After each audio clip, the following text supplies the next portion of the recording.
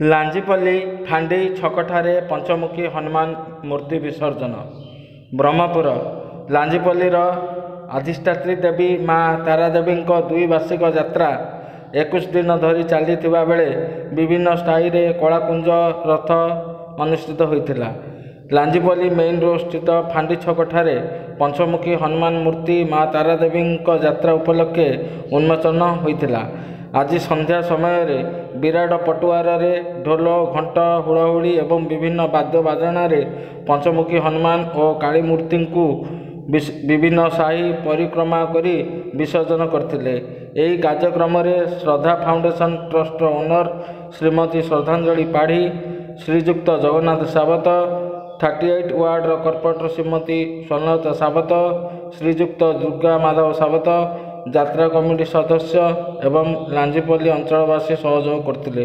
Bureau report स्वतंत्र TV.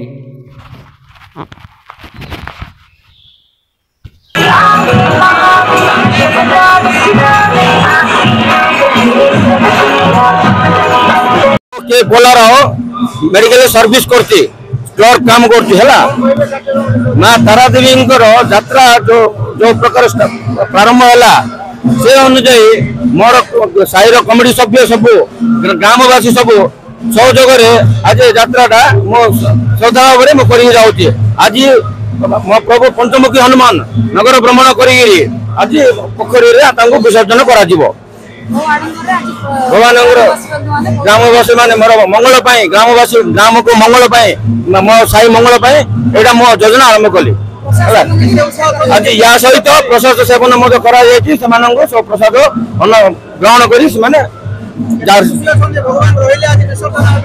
आज्ञा मत जन्म देवा बापा माँ मत मो प्रकार गोटे पुओ जन्म दे एमती पुओ जब आ 10 जन बाहर ए ग्राम को सब मंगल रहा।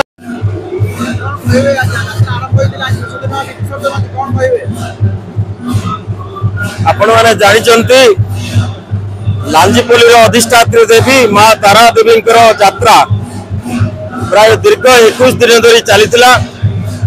मे मास 18 तारीख मध्यरात्रि माँ तारादेवी ठाकुराणी को आज्ञामाला आनी आम जून 7 तारीख पर्यंत माँ यात्रा करूँ।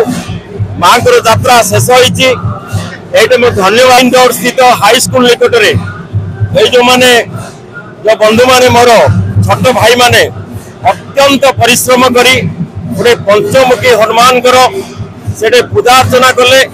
केवल जे पूजा अर्चना नुह अष्टप्रहरी नाम यज्ञ से हनुमान चालीसा एवं प्रसाद सेवन हजार हजार लोक 2-3 दिन करते।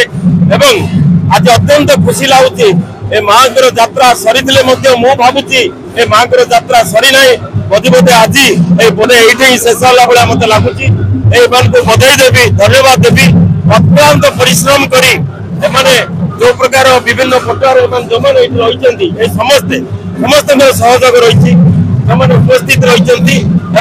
आज आप देखुं विशाल प्रशासन रे पंचमुखी हनुमान पूजा कमिटी आज जो स्टेप्स नहीं अत्यंत अंचल शुभदायक मंगलदायक कहीं भगवान श्रीराम दूत होती हनुमान तार पंचमुखी हनुमान एवं सही हनुमान को नहीं आज आम विसर्जन करा जाऊँ। आपण माध्यम प्रसार करने अनुरोध कर।